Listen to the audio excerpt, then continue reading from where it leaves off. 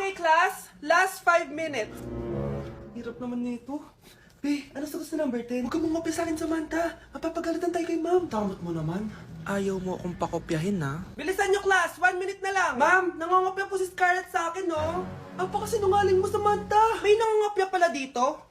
Bagsak ka na sa akin, Scarlett.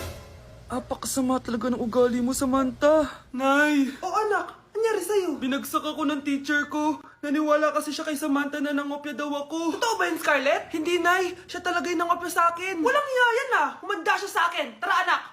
A few moments later. Ma'am, bakit niyo po kami pinatawag dito? Eh, kasi yung anak mo, sinungaling. Siya naman talaga yung nangopya kay Scarlett, eh. Hindi po totoo yan. Para malaman natin kung sino nagsasabi ng totoo sa inyong dalawa, mag-quiz na lang kayo ulit. Patay ako nito. Humanda ka ng mapahiya, Samantha.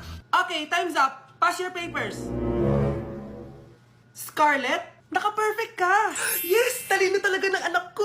Samantha, wala kang tamang sagot.